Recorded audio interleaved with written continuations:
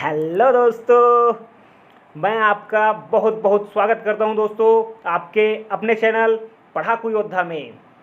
और दोस्तों आज हमारा कोशिका विज्ञान का दूसरा पार्ट है और आज आपको पढ़ने में बहुत मज़ा आने वाला है ना। क्योंकि इम्पोर्टेंट भी है और इंटरेस्टिंग भी है दोस्तों। ठीक है, तो शुरू करें। तो दोस्तों मैं आपको आज माइटोकॉन्ड्रिया और नाभिक के बारे में बहुत अच्छे से बताऊंगा। उनका मैंने फ़ोटो भी लगाया हुआ है यहाँ पर, उससे भी समझाऊंगा। और आपको पता ही है कि नाभिक और माइटोकॉन्ड्रिया कोशिका के लिए कितने महत्वपूर्ण हैं।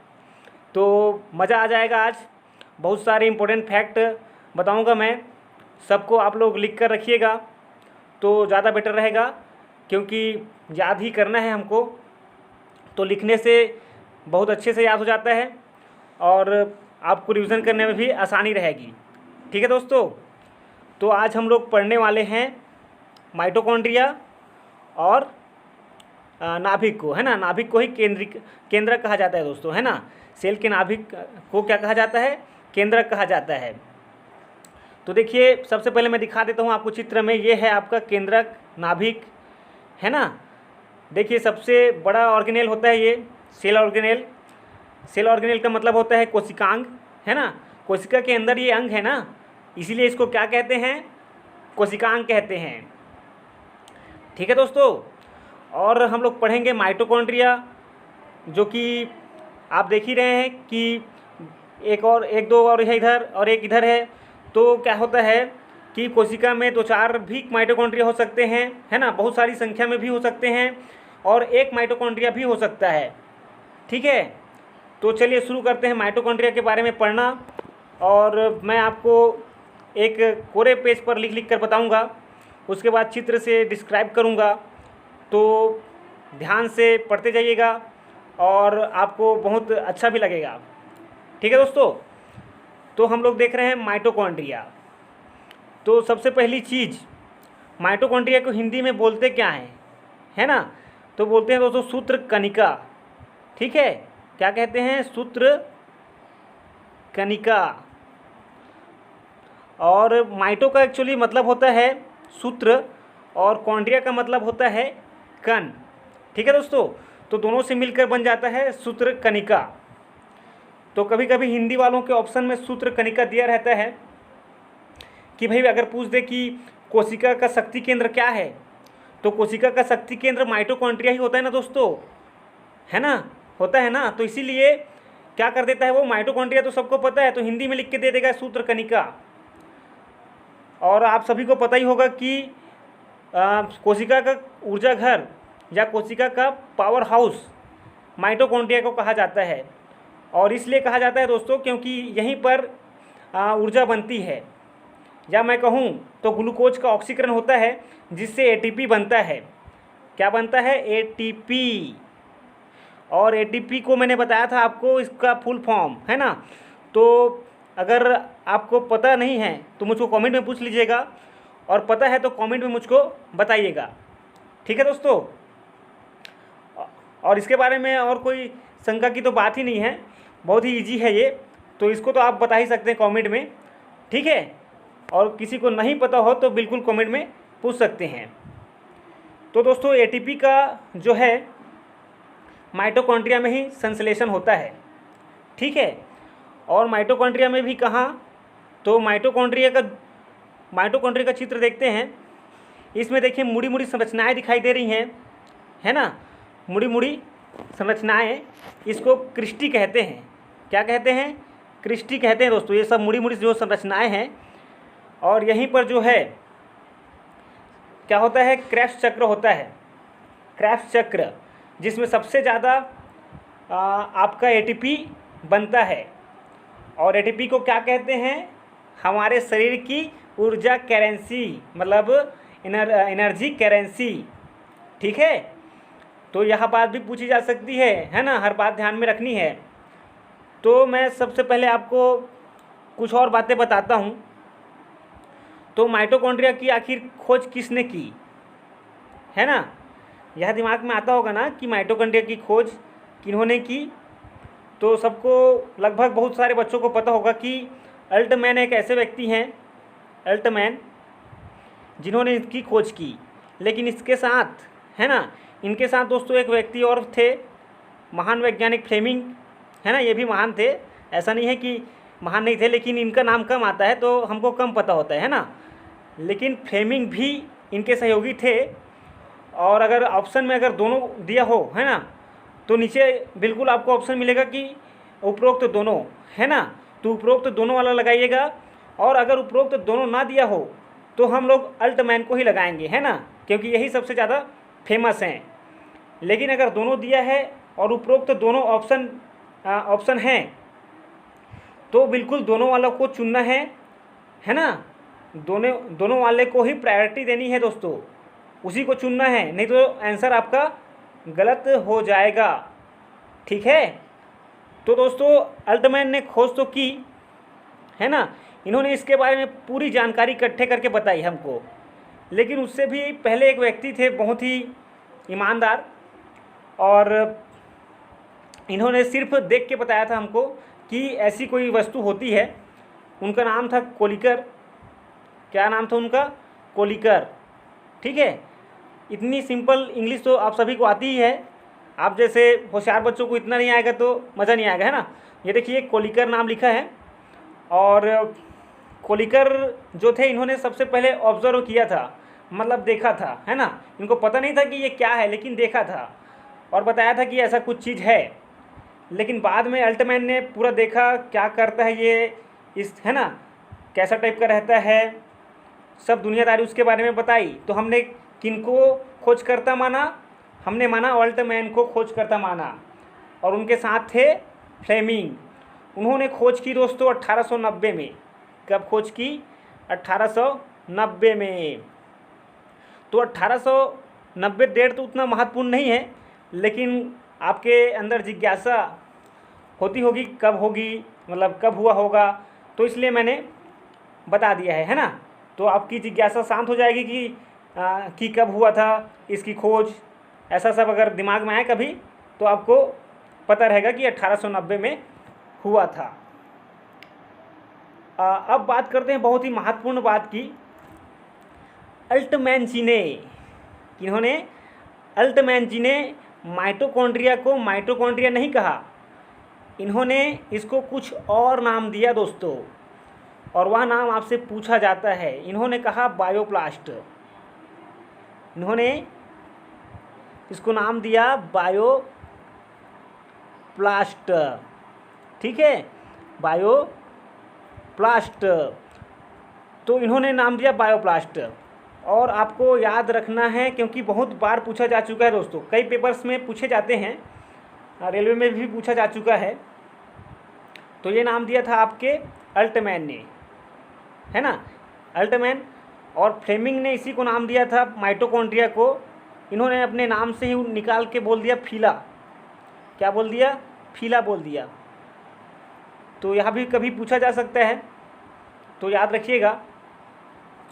और एक और वैज्ञानिक हमने देखा ना, हमने एक वैज्ञानिक और देखा जिनका नाम था कोलिकर। क्या नाम था? पहले बार जैसे कि मैंने आपको लिख के दिखाया था। और कोलिकर जो है बहुत ही महत्वपूर्ण वैज्ञानिक हो सकते हैं हमारे लिए, क्योंकि इन्होंने पहली बार देखा था माइटोकॉन्ड्रिया को, और बुक्स में आपके नहीं है कोलिकर का नाम। तो अब कठिन अगर करना चाहेगा पेपर को, कोई भी जैसे पीएससी में होगा या रेलवे में होगा, ग्रुप डी में होगा, तो अगर लेवल को बढ़ाना चाहेगा तो वो क्या करेगा, ऐसे नाम देगा जो बुक में नहीं है ना, जैसे कोलिकर। और ये जो कोलिकर हैं, इन्होंने नाम दिया था इसको सार्कोसोम। सार्कोसोम, इनको नहीं पता था कि यह जो है माइटोकॉन्ड्रिया है। इन्होंने तो बोला भाई मैंने एक चीज़ देखी कोशिका में जिसका नाम है सार्कोसोम। ठीक है, मैंने इसको नाम दिया है सार्कोसोम। तो इसको याद रखिएगा। और बिल्कुल अगर टेस्ट लूँगा मैं तो इसको, है ना, इनसे बनने वाले ज़बरदस्त प्रश्नों को भी दूंगा मैं, तो आप लोग याद रखिएगा। और हर लेवल की आपकी तैयारी हो रही है दोस्तों, ऊंचे से ऊंचे लेवल की और नीचे से नीचे लेवल की, है ना। बस आप लोग अच्छे से पढ़ते जाइएगा, ठीक है। और आगे देखें तो दोस्तों माइटोकॉन्ड्रिया किसने नाम दिया? अभी तक तो हमने देखा कि अल्टमैन ने खोज किया, उन्होंने खुद ही बायोप्लास्ट कहा माइटोकॉन्ड्रिया को, बायोप्लास्ट कहा। तो वास्तव में माइटोकॉन्ड्रिया किन्होंने कहा होगा? तो एक नाम आता है बेंडा जी का, बेंडा नाम था, बेंडा नाम नहीं था एक्चुअली, इनका सरनेम नेम है, आप लोग सरनेम से जान जाएंगे, बेंडा, रिचर्ड बेंडा बोलते हैं। तो बेंडा जी ने इनको नाम दिया माइटोकॉन्ड्रिया, ठीक है, क्या नाम दिया? माइटोकॉन्ड्रिया।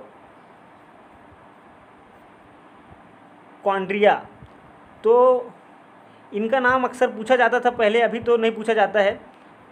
क्यों नहीं पूछा जाता है? क्योंकि अब ये पुराना हो रहा है प्रश्न, है ना। माइटोकॉन्ड्रिया नाम बेंडा ने दिया है, लेकिन जब आसान प्रश्न बनेगा तो बिल्कुल इनका ही नाम आएगा, है ना। तो इसीलिए याद रखना है हमको, 1898 में इन्होंने इसको माइटोकॉन्ड्रिया नाम दिया। ठीक है दोस्तों, आ रहा है ना मज़ा? और इंटरेस्टिंग बातें बताते जाता हूँ आपको, और भी मज़ा आएगा। तो चलें, और अब मैं देखिए आपको ना इमेज पर ले जाकर अच्छे से समझाता हूँ, ठीक है। तो प्रश्न बहुत ही आसान है। एक पूछा जाता था पहले कि कोशिका का पावर हाउस किसे कहा जाता है? तो कोशिका का पावर हाउस माइटोकॉन्ड्रिया को कहा जाता है। लेकिन अब ये प्रश्न ना पूछकर वो पूछना है ना, कुछ अलग पूछना चाहेगा, और वो पूछेगा कि कोशिका में श्वसन कौन सा अंग करता है?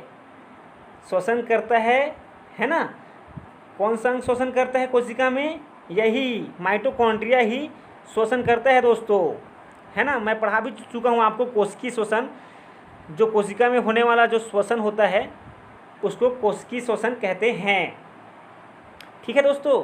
तो अंतः मतलब अंदर में होती है ना कोशिका के, तो अंतः कोशिकीय श्वसन किसके द्वारा होता है? ऐसा प्रश्न अब पूछने, है ना, अब वो ऐसे प्रश्न बना सकता है। तो आप लोग बताएंगे अंतः कोशिकीय श्वसन माइटोकॉन्ड्रिया करता है। और इंग्लिश में अगर बोले दोस्तों तो इंट्रा, है ना, इंट्रा वर्ड एक होता है, इंट्रा, इसका मतलब अंतः होता है, तो इंट्रा सेल्यूलर बोलेगा वो, इंट्रा सेल्यूलर बोल देगा। तो अगर इंग्लिश में लिखा हुआ आ गया तो वैसे तो हिंदी वालों के लिए नहीं देना चाहिए, लेकिन अगर पूछे तो इंट्रा सेल्यूलर, है ना, रेस्पिरेशन या श्वसन किसके द्वारा होता है? माइटोकॉन्ड्रिया के द्वारा होता है, ठीक है दोस्तों। लेकिन यहाँ बात किसने बताई? यहाँ बात किसने बताई? तो इतना अंदर से तो नहीं पूछेगा ना, इतना अंदर से नहीं पूछेगा। चलो मैं आपको नहीं बताता मैं, क्योंकि बहुत सारे वैज्ञानिकों का नाम याद रखने में मुश्किल हो जाएगी ना, तो नहीं बताता। लेकिन एक बात बताता हूँ कि आपको पहले भी पढ़ा चुका हूँ मैं कि इसमें डीएनए पाया जाता है। क्या पाया जाता है? डीएनए पाया जाता है। और दोस्तों जो नाभिक में भी डीएनए पाया जाता है, आपको अगर पता होगा तो, कोशिका के, वह जो है धागे नुमा होता है, लेकिन इसका जो डीएनए होता है ना माइटोकॉन्ड्रिया का, वो गोलाकार होता है ना, वृत्ताकार या गोलाकार, गोलाकार ना बोल के क्या बोलेंगे, वृत्ताकार या सर्कुलर। और इसमें दोस्तों 13 जीन होते हैं, 13 जीन। कितने जीन होते हैं? 13 जीन होते हैं। अच्छा, जीन की बात आ गई तो मुझको एक बात याद आ रही है कि मुझको आनुवांशिकता भी पढ़ानी है आपको, जल्दी ही मैं अच्छे से पढ़ाऊंगा उसको, बहुत ही इंटरेस्टिंग है वो भी, लेकिन बोर हो जाते हैं कई बच्चे, लेकिन मैं थोड़े से अच्छे तरीके से और बहुत इम्पोर्टेंट बात ही पढ़ाऊंगा। तो जब वीडियो डालूंगा तो आपको बताऊंगा ज़रूर, है ना, आपके में नोटिफिकेशन आ जाएगा। तो जो बच्चे अभी सब्सक्राइब नहीं किए हैं दोस्तों, है ना, वो लोग सब्सक्राइब कर लीजिएगा ताकि आप तक नोटिफिकेशन पहुंचते रहे। और छत्तीसगढ़ के पेपर जितने भी होते हैं उनकी विशेष रूप से जिनको तैयारी करना है वह हमारे चैनल पर बने रहिए, और हमारे सारे वीडियोस देखकर बताइए कि आपको कैसा लग रहा है। कमेंट ज़रूर कीजिए जिससे हमको पता चले कि आपको अच्छा लग रहा है कि नहीं लग रहा है, और क्या क्या सुधार करना चाहिए, और कुछ समझ नहीं आ रहा है तो भी बताइए दोस्तों, तभी तो हम लोग निराकरण कर पाएंगे ना। इसीलिए तो कमेंट का ऑप्शन दिया रहता है यूट्यूब में कि आपको क्या समझ में आ रहा है या क्या सुधार कराना है, ये सब बताना होता है ना। तो ज़रूर बताइएगा। और चलिए देखते हैं आगे। तो वास्तव में डीएनए इसमें होता है माइटोकॉन्ड्रिया में। ये किसने बताया दोस्तों? तो एक बहुत ज़बरदस्त वैज्ञानिक थे, उनका नाम मैं इधर लिख देता हूँ, और इसलिए लिख रहा हूँ क्योंकि इम्पोर्टेंट है ना। तो नास एंड नास है ना, ये नास जो है दोनों भाई थे, नास एंड नास, और दोनों भाइयों ने खोज की कि डीएनए होती है माइटोकॉन्ड्रिया में। और कैसा डीएनए होता है करके बताया उन्होंने, सर्कुलर होता है, वृत्ताकार होता है करके बताया, और उसमें कितने जीन होते हैं यहाँ भी बताया। तो जैसा कि आपको पता ही होगा कि डीएनए को कहा जाता है हाँ हमारे शरीर का अनुवांशिक पदार्थ, और जीन को कहा जाता है अनुवांशिकता की इकाई, अनुवांशिकता की इकाई। तो ये बात तो आप लोगों को पता ही होगी, आप लोग बहुत होशियार बच्चे हैं, मुझको पता है, तो इतनी बात तो आपको याद ही होगी। लेकिन नहीं भी याद होगी तो अब याद कर लीजिएगा, इम्पोर्टेंट है। और मैं अनुवांशिकी जब पढ़ाऊँगा तो वैसे भी बताऊँगा आपको। तो चलिए दोस्तों आगे चलते हैं। और हमने डीएनए भी देख लिया, और इसमें रेस्पिरेशन होता है ये भी हमने देख लिया। तो और क्रिस्टी के बारे में भी देख लिया कि जो मुड़ी हुई संरचनाएं इसके अंदर होती हैं उसी को क्या कहते हैं? क्रिस्टी कहते हैं। तो माइटोकॉन्ड्रिया से और कोई महत्वपूर्ण प्रश्न बन सकता है कि नहीं, देख लेते हैं थोड़ा सा और पहले तो इसका इमेज देख लेते हैं दोस्तों।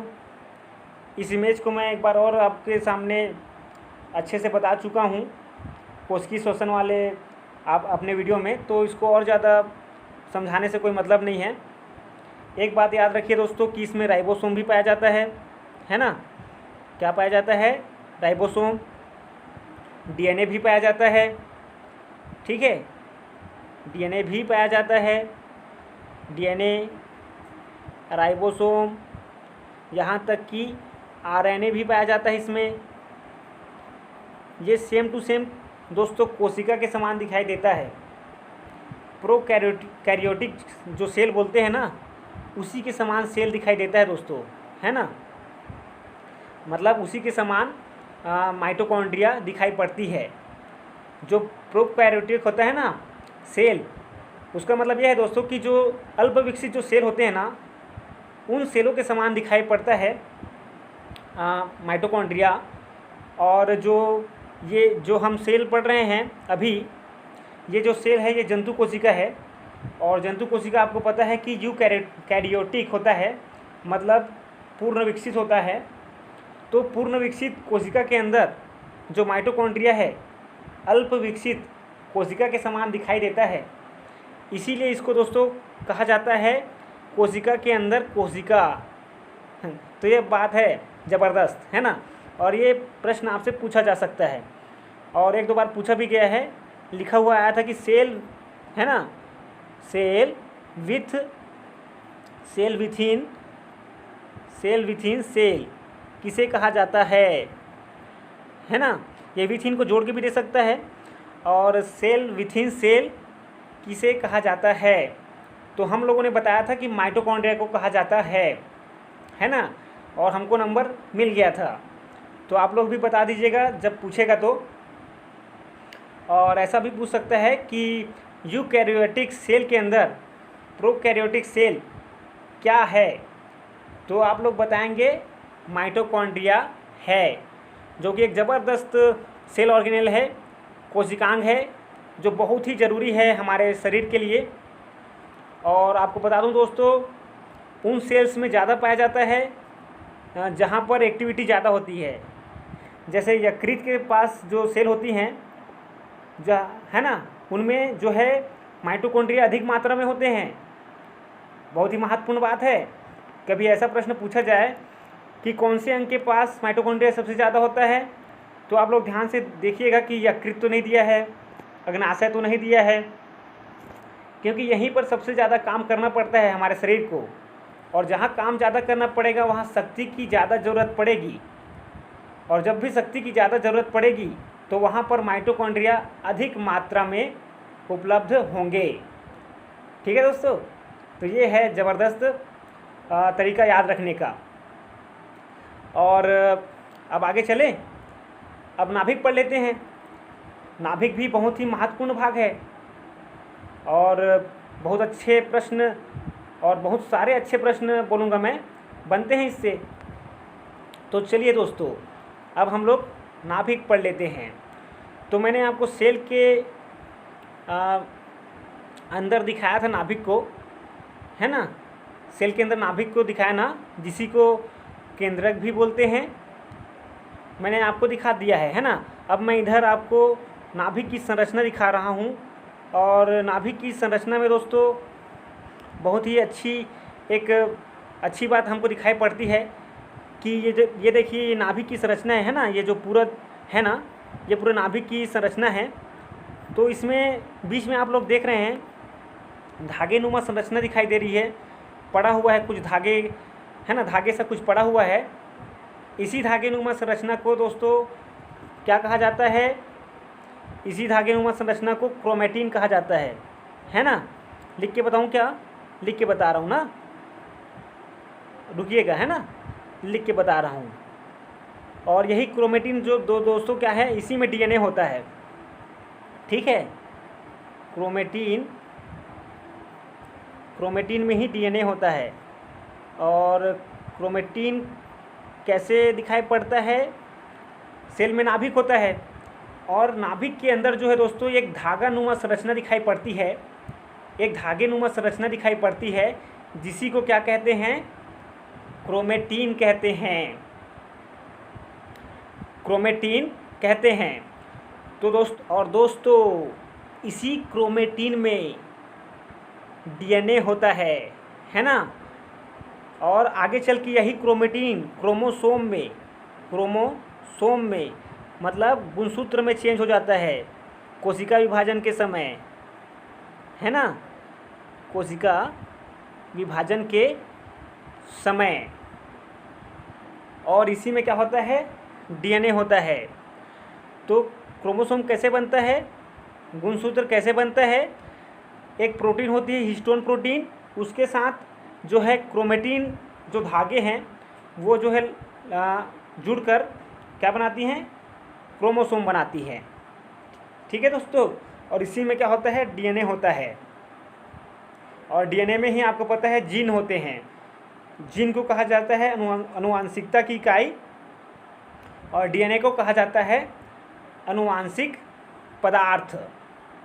तो ये बात तो मैंने आपको पहले भी बता दी थी। अब और अच्छी बातें देखते हैं, मेरे साथ बने रहिएगा। और किसी भी प्रकार की समस्या होने पर मुझको कमेंट कीजिएगा, ठीक है। तो मैं आपको बता रहा था, और जो बता रहा था वही चीज़ इधर दी हुई है। तो देख लीजिए चित्र से क्या बात हो रही है। सेल में आपका क्या होता है, मैंने आपको बता दिया है। सेल में आपके होता है नाभिक, जिसको बाहर निकाल के दिखाया है। और नाभिक में ही क्रोमोसोम बनते हैं, है ना, ये चीज़ आपको दिखाई हुई है। और क्रोमोसोम में ही दोस्तों क्या होता है, डीएनए होता है। और यही डीएनए ही तो आपका न्यूक्लिक एसिड है ना। इसी को न्यूक्लिक एसिड कहा जाता है। क्या कहा जाता है दोस्तों, न्यूक्लिक एसिड। तो मुझको लग रहा है कि आपको बिल्कुल समझ में आ रहा होगा। और डीएनए का फुल फॉर्म भी दिया हुआ है ऊपर, तो ध्यान से देखिएगा। और आपको अगर याद रखना है तो कोई भी मुश्किल बात नहीं है।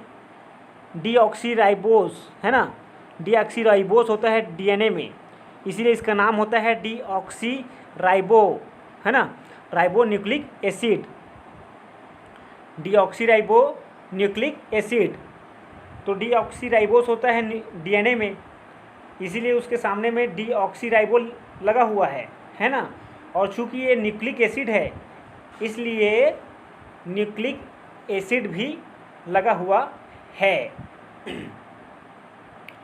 ठीक है दोस्तों, तो डीएनए का फुल फॉर्म आपके सामने लिखा हुआ है और आपको अब डीएनए का फुल फॉर्म भी पता है। उसी प्रकार से अगर आरएनए बोले ना, तो आरएनए में कुछ नहीं है, बस इसमें डीऑक्सी नहीं रहता है ना, इसमें डायरेक्ट राइबो न्यूक्लिक एसिड होता है। तो ये बात आप लोग याद रखिएगा। अब अगर मैं देखूं नाभिक के बारे में, तो नाभिक के बारे में हम लोग कुछ बातें और देख लेते हैं।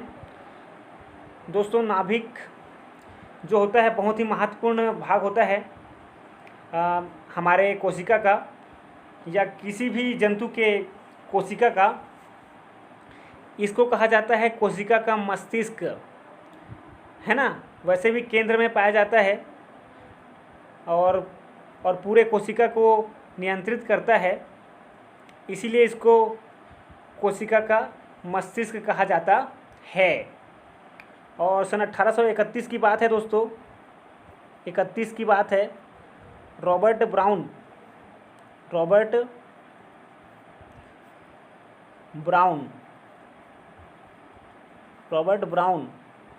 है ना, रॉबर्ट ब्राउन नामक वैज्ञानिक ने इसकी खोज की और इन्होंने ही इसका नाम दे दिया नाभिक, है ना। इन्होंने कहा, इंग्लिश में कहा इन्होंने न्यूक्लियस, और न्यूक्लियस को ही हम लोगों ने हिंदी में बना लिया नाभिक।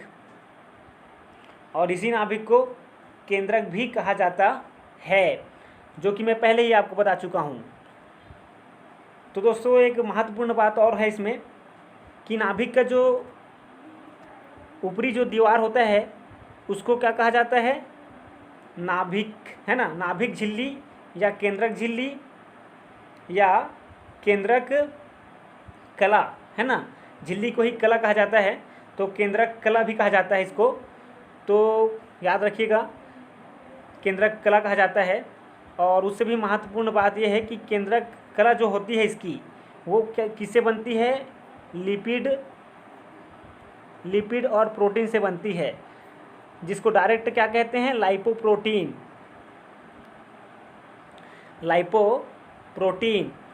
तो प्रोटीन और लिपिड याद रखिएगा।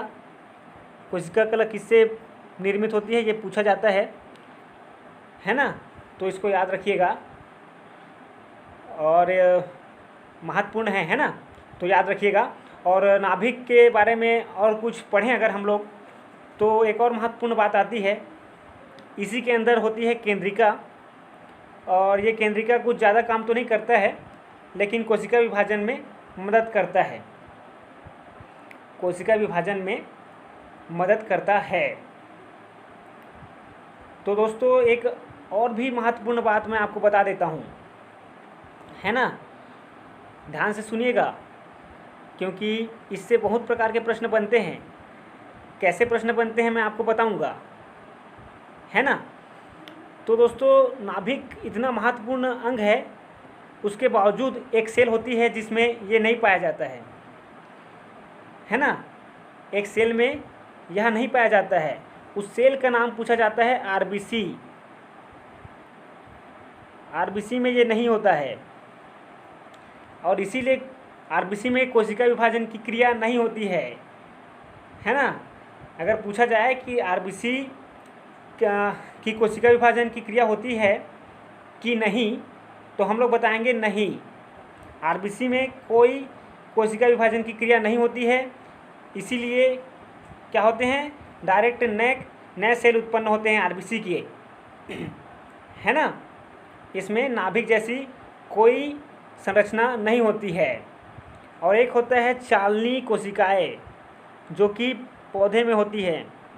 मैं आपको जब फ्लोएम पढ़ा रहा था ना, परिवहन पढ़ाया ना उसमें, पौधों में, तब उसमें एक चीज़ आई थी, है ना, चालनी कोशिका, जिसी को क्या कहते हैं, सीव ट्यूब्स, है ना। क्या कहते हैं, सीव ट्यूब्स, है ना। ये ऐसे, ये आई है, और सीव ट्यूब्स कहते हैं।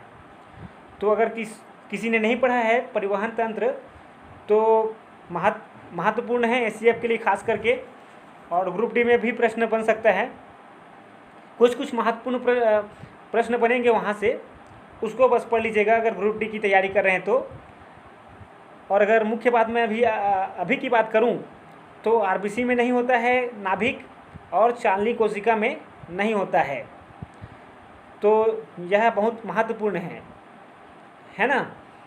तो अगर कोशिका विभाजन की क्रिया अगर बीच में लाए कि किस अंग में मतलब किस कोशिका में कोशिका विभाजन नहीं होता है, और बहुत सारे चीज़ देते हैं आपको, डब्ल्यूबीसी है ना, आरबीसी और भी कोशिका जो होती हैं वो उन कोशिकाओं का नाम दे दे, है ना। तो आपको ये करना है, मतलब यह याद रखना है कि इस आरबीसी में जो है कोशिका विभाजन की घटना नहीं होती है, क्योंकि इसमें नाभिक नहीं पाया जाता है। ठीक है दोस्तों, और नाभिक के बारे में बहुत सारी बातें हम लोगों ने देख ली हैं। अगर कुछ छूट रहा है, ऐसा आपको लगता है कुछ और पूछना है, तो मुझको बेशक आप लोग कमेंट कर सकते हैं। और आज का वीडियो हम लोग समाप्त करते हैं दोस्तों, और बहुत बहुत धन्यवाद पूरा वीडियो देखने के लिए।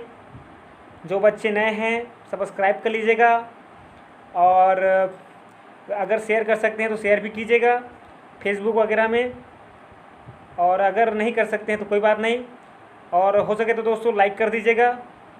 मेहनत को ज़रूर आप लोग, किसी के मेहनत को बिल्कुल सम्मान देना चाहिए, और तभी आपके मेहनत को भी सम्मान मिलेगा, है ना। जो देंगे वही तो मिलता है ना, यही तो नियम है ना कि जैसा कर्म वैसा फल। ठीक है दोस्तों, तो बहुत बहुत धन्यवाद पूरा वीडियो देखने के लिए, और अगली वीडियो में मिलते हैं। तो बहुत बहुत धन्यवाद।